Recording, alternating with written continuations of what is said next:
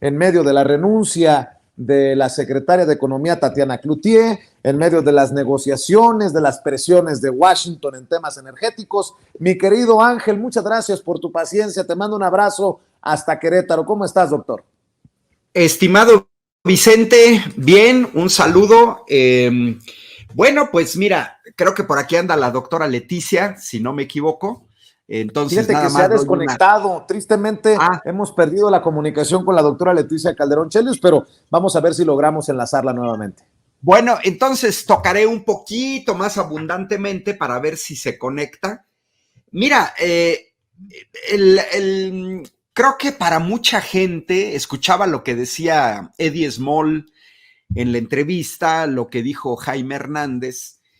Yo creo que todavía hay sectores de México, principalmente de la oposición, que no les cae el 20 el significado de la insurgencia electoral del pueblo mexicano en 2018, con un empuje de tratar de terminar con todas estas políticas perversas, neoliberales, agresivas contra la población, expoliadoras, en el cual beneficia solamente pues a los grandes ricos.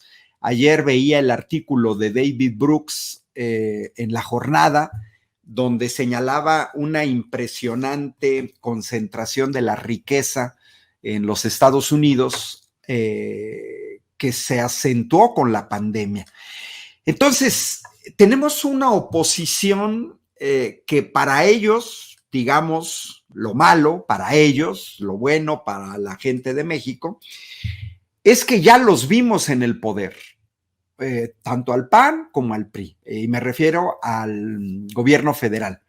Los vemos en los gobiernos estatales, por ejemplo, a Movimiento Ciudadano en Nuevo León y en Jalisco, y sucede que ya no, para otro sector de la población de México, ya no es que les puedes comprar sus ideas. Una cosa es la oposición que cuando no está en el gobierno critica, que ese es el papel de las oposiciones, propone, que ese es lo que yo no veo absolutamente en la oposición en México, pero también hay cambios que son culturales. A final de cuentas, décadas de subordinación de los presidentes de México a los presidentes norteamericanos, a la clase política norteamericana, a los intereses transnacionales norteamericanos, dejaron una cauda de gente que ve normal, entre comillas, que el presidente de México se someta a los intereses norteamericanos sin chistar, sin cuestionar, sin defender los intereses nacionales. Y entonces vemos a una oposición muy descontrolada, porque ahorita decía Jaime, confunden los deseos con la realidad. ¿Cuáles son los deseos de gente como Claudio X González, Lili Téllez, Kenia López Rabadán, Marco Cortés? Pues ellos lo que quisieran ver, y además en CNN, no en Sin Censura, digamos, ellos lo quisieran ver en canales globales, en Fox News, etcétera, quisieran ver a dirigentes norteamericanos regañando a líderes mexicanos. Para ellos, esa es la normalidad. Ajá. Como señala, me imagino, no sé si es Luis L. Villanueva, pues dice como la piñata de Peña con Trump, que era una verdadera vergüenza ver el nivel de abyección de Enrique Peña Nieto, de Felipe Calderón, no se diga de Vicente Fox, Cedillo. Pues ¿dónde trabaja Cedillo? Trabaja para los norteamericanos. Georgina Kessel terminó trabajando para Iberdrola, lo mismo que Felipe Calderón, y en una enorme cauda de funcionarios que en realidad ellos lo que quieren es ponerse la estrellita de ver quiénes son los más entreguistas, los más lambiscones, los más lacayos con los presidentes norteamericanos. Entonces, su deseo es ver una humillación a nuestro presidente. Su deseo es que le vaya mal a México. Su deseo es que haya conflictos fuertes con los norteamericanos para poder atacar y decir, bueno, pues Andrés Manuel, estamos en 2022. Lo decían en 2018, todavía en la campaña electoral, que Andrés Manuel no tenía tablas para ser un estadista internacional.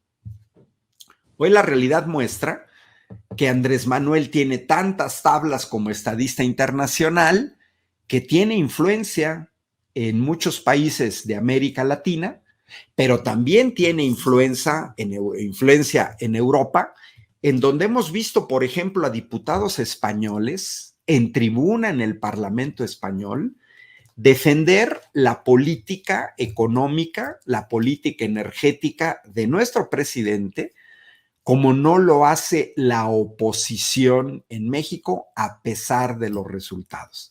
Es una vergüenza de oposición. No es constructiva, no es propositiva y también es un cambio cultural.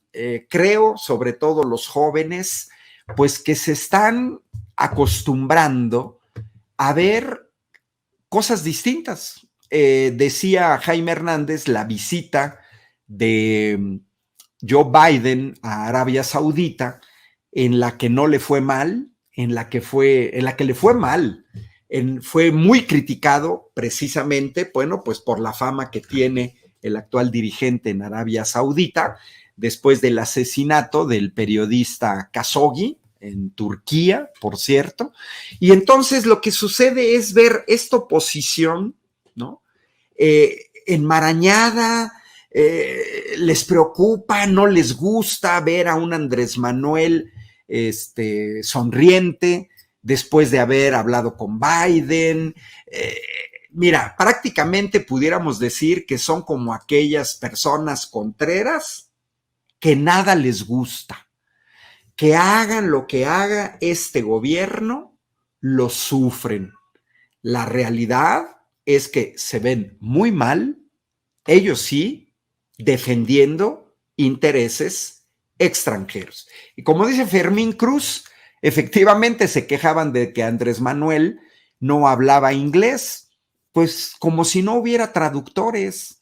Tenemos centenares de lenguas en el mundo, en donde hay muchos gobernantes, y eso lo hemos visto también en el pasado, que no hablan otro idioma, y pues para eso están los traductores, para eso está Marcelo Ebrard, que sí habla inglés, y una bola de personas que se dedican profesionalmente a la traducción, ¿no?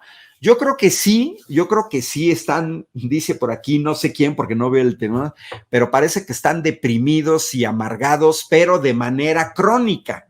Y también me gusta que aquí lo que nos están siguiendo, Edith, diga que son mezquinos. Sí, Vicente, son mezquinos contra su propio país. Es verdaderamente el tener que compartir este maravilloso país con esta gente tan mezquina, tan dada a defender los intereses extranjeros por encima de los intereses de nuestro pueblo y de nuestra gente. Y precisamente porque hablas de la oposición, doctor Ángel Valderas Puga, ¿qué te parece si vemos y escuchamos a Martí Batres, el secretario de Gobierno de la Ciudad de México, que le dice a los panistas: mi pecho no es bodega? Estamos en medio de un debate sobre la extensión de la permanencia de las Fuerzas Armadas en labores de seguridad hasta el 2028.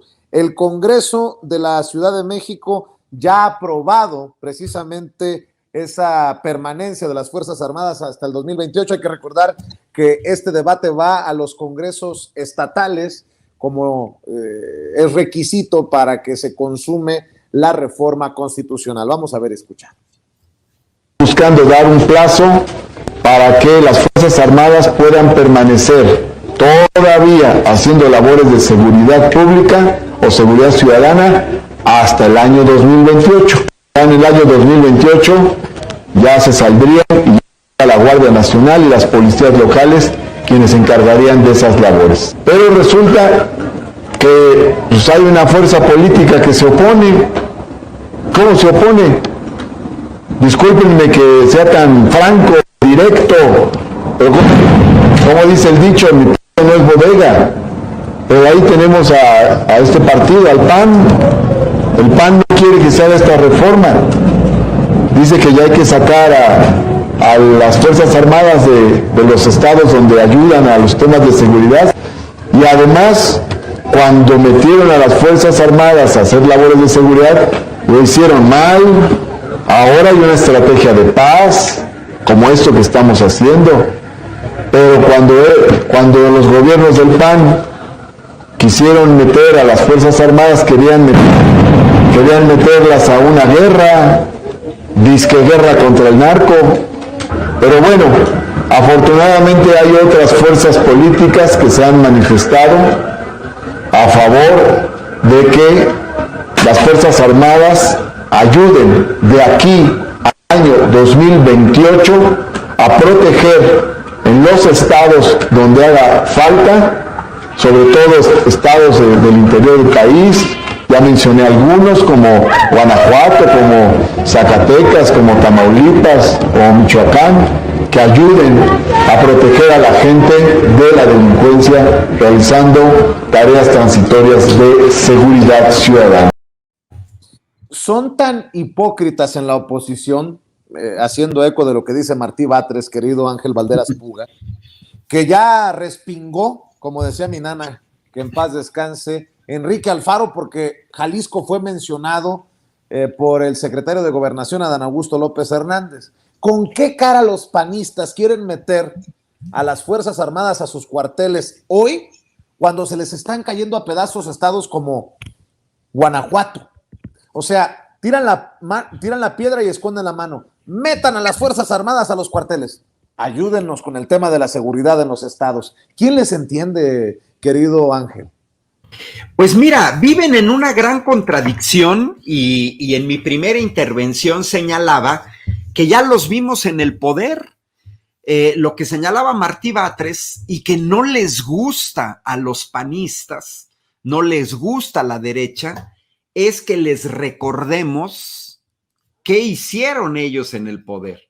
La salida de los militares a la calle se da, recordemos, con Felipe Calderón impuesto por un fraude electoral en donde en Estados Unidos se dice que metió las manos en ese proceso Schlumberger, ¿no? Y Halliburton, contratistas tejanas del sector petrolero de los Bush, imponen a Felipe Calderón con el fraude escandaloso aumentado del 2006. Y luego Felipe Calderón, recuerda Vicente, no podía salir a las calles. Cada vez que Felipe Calderón pisaba la calle después de su fraude electoral, la gente le gritaba espurio. Yo, si lo hubiera tenido enfrente, le hubiera gritado espurio, ¿no? Tramposo, antidemocrático. Y para justificar el salir a las calles con una enorme cantidad de escoltas, se inventa, es uno de los factores, no es el único, esta supuesta guerra al narco que ha quedado totalmente desnudada de que no fue una guerra contra el narco, de que la principal cabeza en el aparato de seguridad en los gobiernos panistas, Vicente Fox y Felipe Calderón, era Genaro García Luna.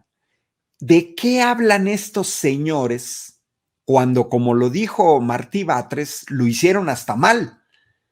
Quienes sacaron a los militares a las calles a hacer tareas que correspondían a las policías, teniendo una policía federal, la AFI, y un fracaso total.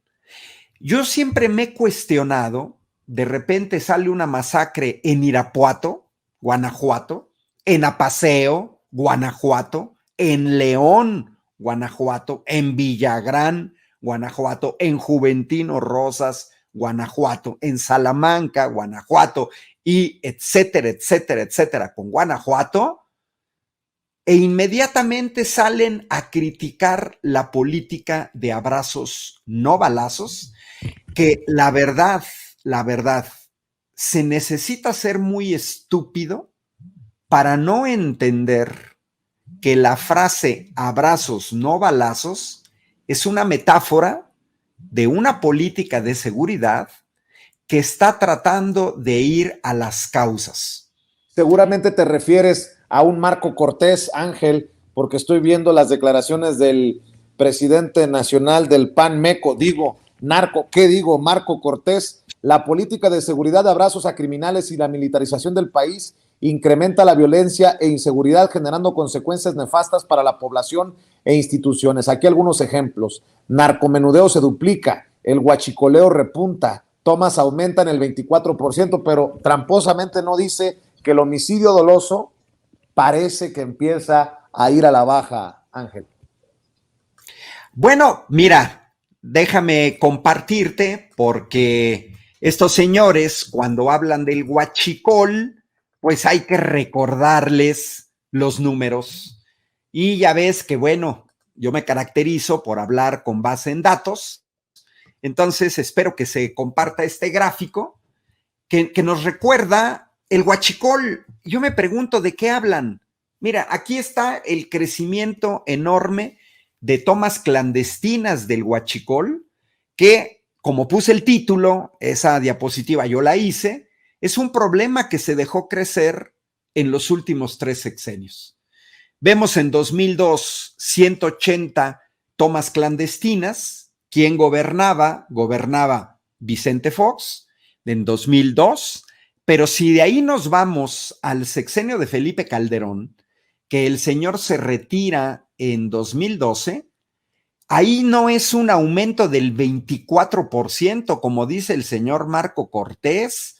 Ahí estamos hablando de que se pasó de 180 a 1,570 tomas clandestinas. Y yo me pregunto, ¿en dónde estaba el PAN, Vicente, cuando, entrando Enrique Peña Nieto, las tomas clandestinas aumentaron de 1,570 a 15,000? Estamos hablando 10 veces más. Su 24% que maneja Marco Cortés es hasta una vacilada con respecto a estos números.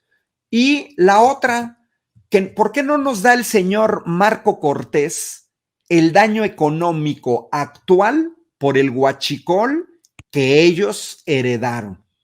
Ahí está en el caso de Vicente Fox.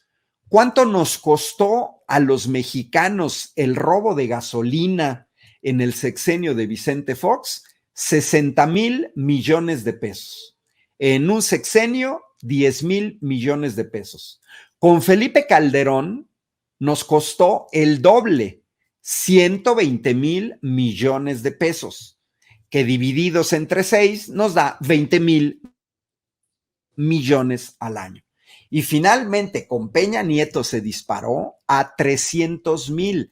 Es decir, estamos hablando de 50,000 millones de pesos. Pero dejaron una herencia como la inseguridad, en el cual un cambio cultural para ciertas zonas de México, el estado de Hidalgo, Puebla, aquí en Querétaro, la zona de San Juan del Río, en donde también dejaron la percepción en ciertas poblaciones que era lícito robar gasolina.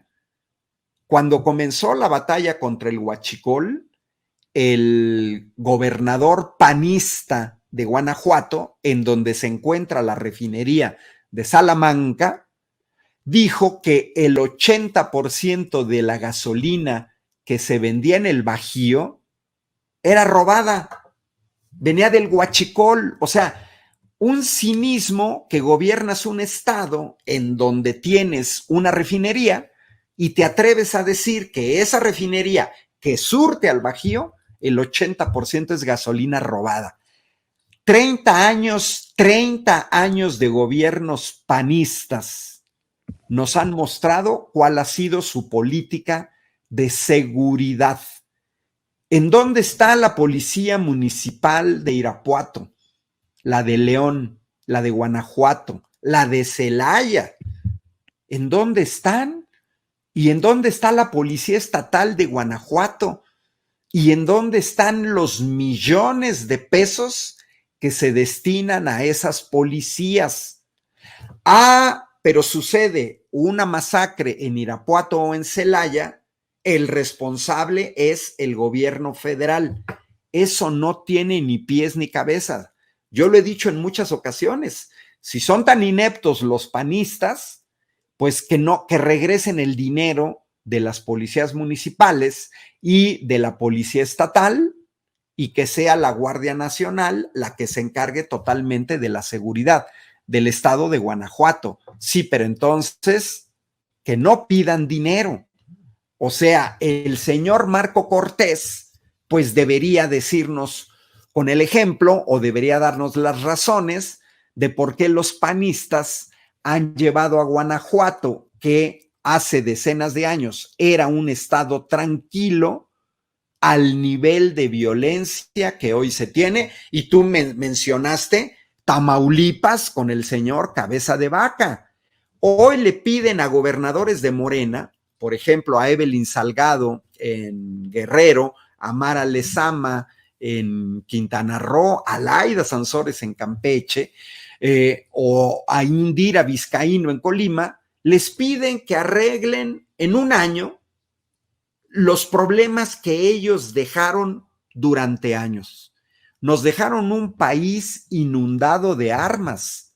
Recordemos la operación Rápido y Furioso, que fue una verdadera vergüenza. 2009, gobernaban los panistas, van a rastrear armas, se dejan pasar armas por la frontera de Estados Unidos a México, y los ineptos panistas que deberían de haber rastreado estas armas, se perdieron. ¡Ah, caray! Se perdieron y perdimos el rastro. Sí, pero todas esas armas que venían de Arizona, venían de Texas, se quedaron en México. Eran armas, recordemos, que iban para el cártel de Sinaloa. Yo creo que los panistas, a mí me daría vergüenza que sigan criticando una política de seguridad que trata de resolver las causas, el origen, la raíz del problema, y que no tienen ninguna otra propuesta, porque ya los vimos. ¿Cuál fue la propuesta de Felipe Calderón y de los panistas? Decenas de personas, centenares de personas acribilladas en retenes. Jóvenes muertos en retenes, mucha gente porque no se detenía, no entendía sobre esta cuestión de retenes, niños asesinados en camionetas pick-up, señoras, mujeres embarazadas. Hay que recordar la historia reciente de este país, la guerra al narcotráfico, supuesta guerra al narcotráfico de los panistas, convirtió este país en un baño de sangre. Ellos fueron los que aumentaron verdaderamente esto. Y por aquí, ya no me acuerdo quién lo comentó, pero señaló que la oposición lo que quisiera ver es sangre en las calles. Eso es lo que quisieran ver y aplaudir, así como la situación de la subordinación a los norteamericanos. No tienen calidad moral los panistas de criticar nada. Los vimos en el Poder Federal, 12 años, se dedicaron a corromperse, se dedicaron a administrar mal Pemex, se dedicaron a administrar mal Comisión Federal de Electricidad, administraron mal Luz y Fuerza del Centro, endeudaron el país, porque la deuda externa que dejó Felipe Calderón fue de 1.74 a 5 billones y medio, que además no sabemos en qué se gastaron el dinero. Casi, casi yo les diría, si tuviera a Marco Cortés, metafóricamente, darle un zape y decirle, los conocemos, ya gobernaron, ya los vimos, son ineptos, corruptos, cínicos e hipócritas. Muéstrenos su modelo de seguridad.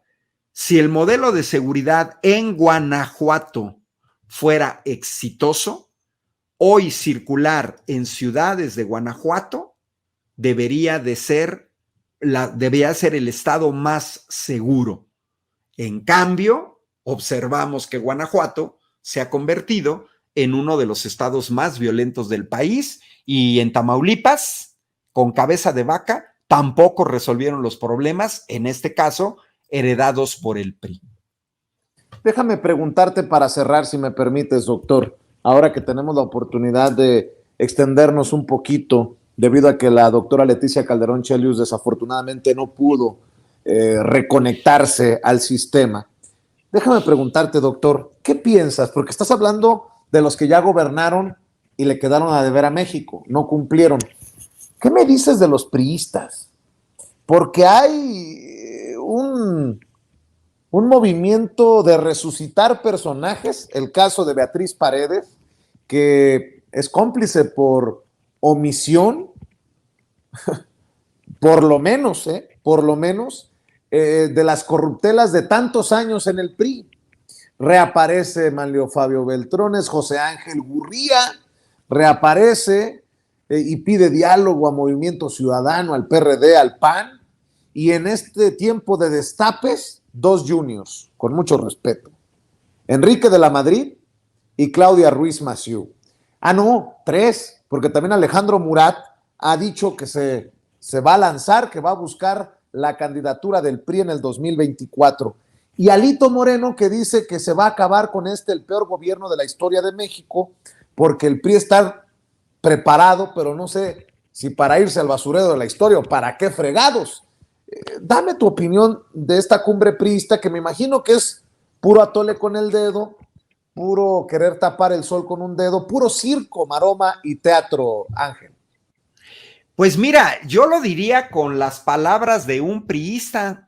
Recordemos, los que tenemos una cierta edad, los jóvenes no, al exgobernador priista de Guerrero, Rubén Figueroa, al que se le atribuyó o se le ha atribuido aquella famosa frase de la caballada está flaca, refiriéndose a candidatos del PRI, de su propio partido. Pues creo que Rubén Figueroa, si estuviera vivo, diría mismo, la caballada está flaca. Creo que los priistas están en un estupor. Creo que hay un sector del priismo que saben que el avance de la 4T los puede llevar a la extinción, lo que no hicieron los panistas, porque te recordarás, Vicente, aquella promesa incumplida del señor Vicente Fox cuando ganó las elecciones presidenciales en el año 2000 y que se comprometió a que no iba a traicionar al pueblo. Y recordarás cómo se refería a los priistas: tepocatas, víboras prietas, alimañas, ¿no? Y después llega y lo que hace es que gobierna con ellos. Se alía con ellos para mantener la presidencia de la República en un pacto que es lo más probable para que después el PRI le tocara la presidencia con Enrique Peña Nieto, permitiendo una serie de trapacerías, compra de voto, las tarjetas Monex, etcétera. Entonces, yo creo que los panistas son de memoria corta o tratan de pensar que nosotros somos de memoria corta, y en el PRI esa extinción que no se da, tan no se da con Vicente Fox, tan no se da en el sexenio del panista Vicente Fox, que regresaron al poder en 2012. trampas y todo, regresaron al poder. Y así como el PRI fue cómplice en el fraude electoral que impuso a Felipe Calderón, así el PRI, el PAN, fue cómplice con el fraude electoral de Peña Nieto, así como el grupo panista de Diego Fernández de Ceballos habían sido cómplices del fraude de Carlos Salinas de Gortari. O sea, así se las han manejado. El PAN apoya al PRI, el PRI apoya al PAN. ¿Qué está buscando el PRI?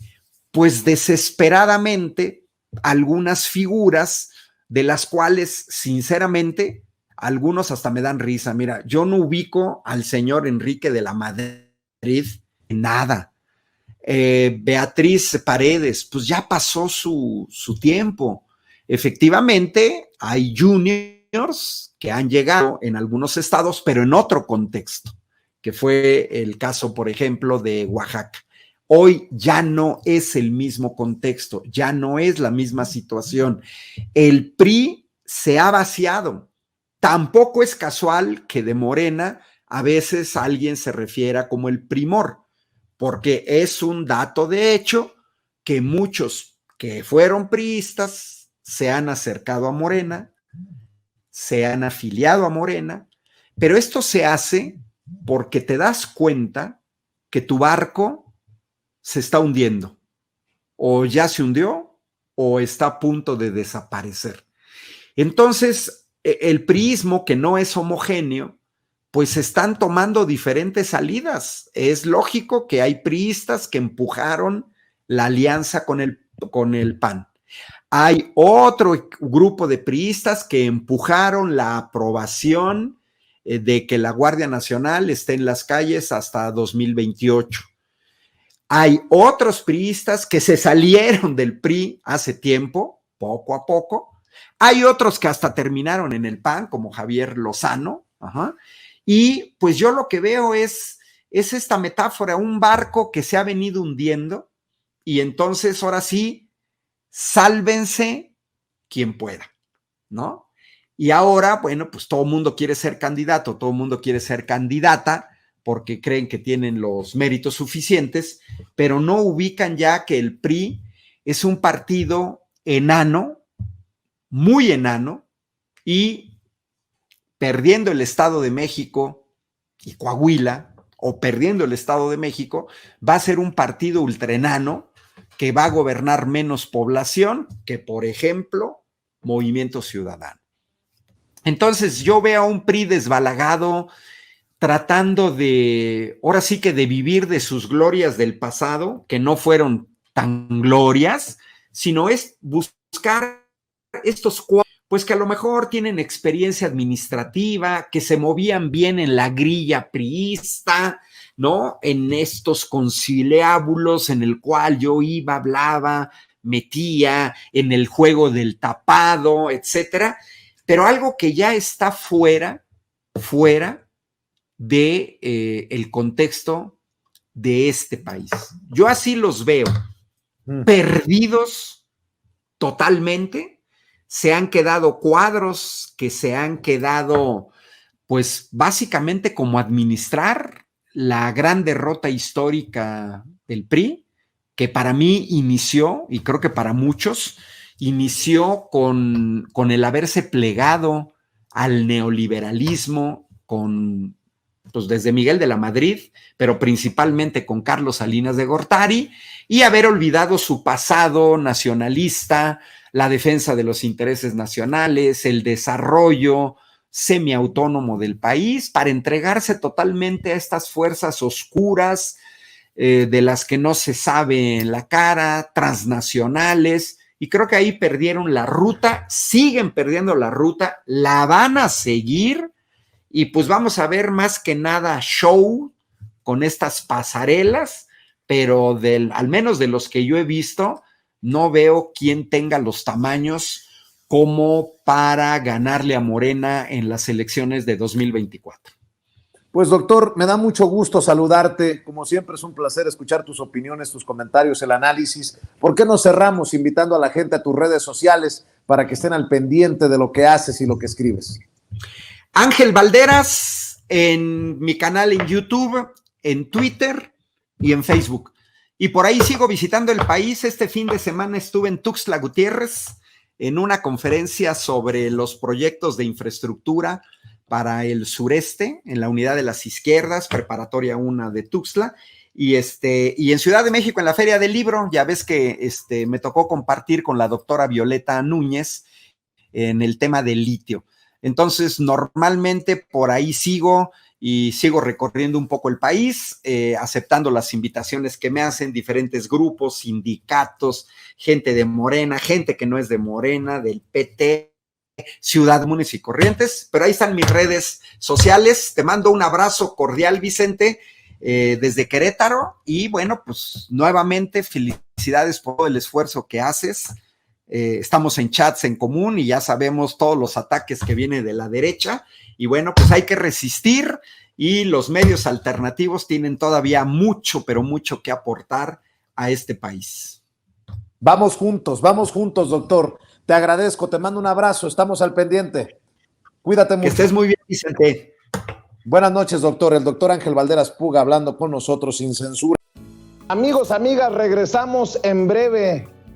Pero mientras seguimos hablando sin pelos en la lengua, sin censura, usted puede suscribirse a nuestros 3 principales canales en YouTube. Sin Censura Media, en donde tenemos más de 1,600,000 suscriptores. Sin Censura TV, en donde tenemos más de 1 millón de suscriptores. Y en Sin Censura Presenta, en donde queremos llegar muy pronto a los 100,000 suscriptores. Si usted ya está inscrito en Sin Censura Media, suscríbase en Sin Censura TV. Si ya está suscrito en Sin Censura TV y Sin Censura Media, suscríbase a Sin Censura Presenta. Recuerde que es gratis, no tiene que sacar un solo centavo de su bolsillo para apoyarnos. Dele clic en la campanita para que los señores y señoras de YouTube envíen las notificaciones cuando estemos transmitiendo en vivo y en directo o estemos subiendo videos. También nos puede seguir en Twitter en @_Vicente Serrano y hasta en Instagram. Ojo, también estamos en Instagram. Son nuestras redes sociales y con el apoyo de ustedes seguimos creciendo, porque con ustedes todo, sin ustedes nada.